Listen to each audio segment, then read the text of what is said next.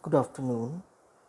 Today we will be discussing one of Keats's most celebrated odes, Ode to a Nightingale. In the Ode to a Nightingale, as in Keats's other odes, for example, Ode on a Grecian urn and Ode on Melancholy, Keats is concerned intellectually with the inescapable effects of the passage of time on beauty and on human love.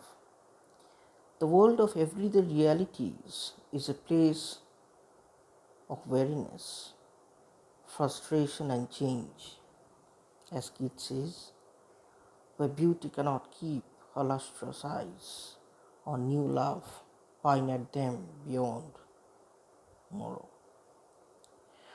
What Keats wishes to do in this poem, I believe, is to reach out to a world in which love and beauty are not subject to change. His prime symbol for the imaginative power that will take him on this journey in this poem is the nightingale, or more specifically, the Nightingale's song. His excursion in search of that unchanging world made on the viewless wings of poesy carries him far away from the problems of humanity, out and up into the night sky. Yet his trip does not provide him with a vision of an Elysian realm. There is nothing to be perceived, nothing to be recalled in tranquility and set to paper, because here there is no light, as Keats says in this poem. After the viewless excursion is over, all that remains is the memory of the ineffable pleasure given by the music, exquisitely melodious at the beginning of the poem and sad at the end, calls forth from the underground workshop of the poet's mind a series of images deriving ultimately from the ancient times, images that create an emotional subtext that runs throughout the poem. Through allusions to the experiences of those who have known the ecstasy of mortal love, Keats reveals his continuing delight at the thought of the joys of young lovers and his deep yearning for the fulfillment of his own unassuaged and incompletely suppressed desires. The first of the images of love in Ode to a Nightingale is the apostrophe in stanza 1 to the nightingale as a light-winged dryad, pictured as being in some melodious plot of beech and green. According to classical mythology, dryads were beautiful nymphs who inhabited the woods of the Mediterranean region, where they were passionately pursued by satyrs with what many would regard either as carefree amorousness or lust. Hence, an allusion to dryads and satyrs has sufficed ever since classical times to conjure up the motive of the pursuit of love. Interestingly, the nightingale was often linked with Eros by classical, medieval, and even Renaissance writers. For example, it appears in Book 4 of Milton's Paradise Lost when Adam and Eve withdraw for the night and all creatures fall silent except for the nightingale singing all night long her amorous descant. And it reappears in the same book of Paradise Lost when Milton tells how the primal couple celebrated the rites mysterious of connubial love and lulled by nightingales embracing slept. The intimation in the first stanza that the poem deals in a muted way with the theme of passionate love is supported by the implications of several images later in the poem.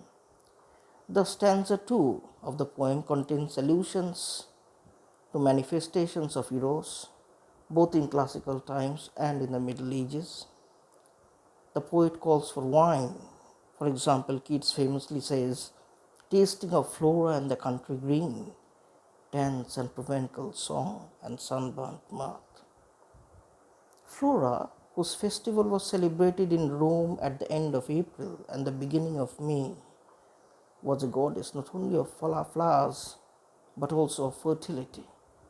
The festivities of the Floralia signalized the annual renewal of life in nature, and they have been variously regarded as joyous revels or as licentious orgies.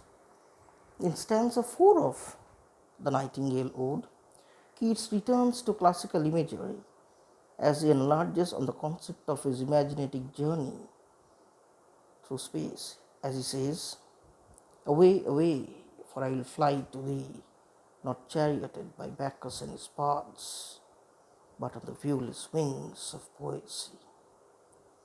And then again, already with thee, tender is the night, and haply the queen moon is on her throne, clustered round by all her starry face. Here the imagery, incidentally, is more complex in its significance. Keats's disclaimer, the statement that his flight is not made in the chariot of Bacchus, but on the wings of poesy, involves essentially the rejection of one of the most dynamic images of classical antiquity, because Bacchus is often depicted in art as a reveler accompanied by satyrs and sometimes in a chariot drawn by bards.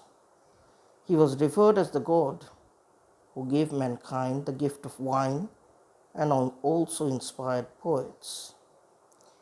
In Ode to a Nightingale, Keats still calls for a symbolic draught of vintage and a beaker full of the warm south. But Bacchus in his car is no longer a suitable image for the poet on his aesthetic journey towards a more significant realm of poetry, because more than intoxication and inspiration was involved in the god's influence. The Bacchanalia, as we know it, had been traditionally an uninhibited celebration of life, marked by drunkenness, debauchery, and even bloodshed in the form of sacrifices. Bacchus was a god not only of inspiration, but also of the wildest passions. The parts drawing his car beautiful but terrifying in their savagery symbolize the disorderly and sometimes violent manifestations of human sexuality. Hence, in turning away from the part-drawn chariot, Keats is not in search of Bacchic revelry anymore, even with its possibility of inspiration. Yet the dismissal of Bacchus does not imply a rejection of the whole classical experience, because Keats seeks and achieves communion with the nightingale, as he says triumphantly perhaps, already with thee, and that communion yields an image for the kind of inspiration that is ardent and enthralling, but without the Bacchic elements of disorder and destruction. The image which comes to his mind is that of the queen moon, enthroned and surrounded by her starry attendant. The whole of stanza 5 is concerned with flowers and blossoms, unseen by Keats, but nevertheless identifiable in the scented elm-bound darkness. Four in particular are mentioned here: white hawthorn, eglantine, violets, and musk roses. It has been said that the flowers named are important chiefly for their pastoral associations, and more specifically, they have a long history of use as symbols of love.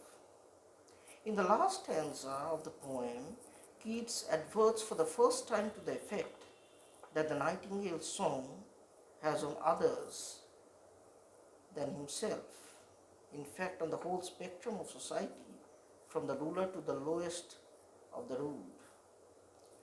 By introducing a notable Old Testament figure, he expands the scope of his meditations to embrace not only the pagan world of Flora, Bacchus, and Diana, but also their Judeo Christian tradition. Furthermore, the biblical image serves as a link between the imaginative world of untrammeled joy conjured up by the images in stanzas 1 and 2 and 4 and 5, and the rather prosaic world of unceasing pain and death reflected in stanzas 3 and 6 of the poem. Since even Ruth was ultimately happy. Of course, Keats, it appears, does not think of the emperor, the peasant, and Ruth as being moved to speculate, as he's doing, on philosophical and aesthetic matters. To rulers, ruled, and displaced persons alike, the bird's melodious song would have been a token of happiness or of consolation for unhappiness, especially in affairs of the heart and love. There has been some uncertainty as to Keats's intention in introducing the description of Ruth as being sick for home amid the alien corn. The scriptural account of Ruth the Moabite tells how, after the death of her Israeli husband, she accompanied her mother-in-law Naomi to Judah, a land alien to Ruth, and there, with Naomi's encouragement, she took steps to obtain a new husband named Boaz. It is likely that for Keats, it was not only the change of domicile or place of residence for Ruth, but also, and more importantly and effectively, the loss of the marital love she had enjoyed that made her heart sad. It is evident in Keats's Ode to a Nightingale that Keats no longer possesses that relatively simple enthusiasm manifested in some of his early works, for example, Sleep and Poetry, that made it seem that the domain of the imagination could provide something like an antidote to the ills of the real world.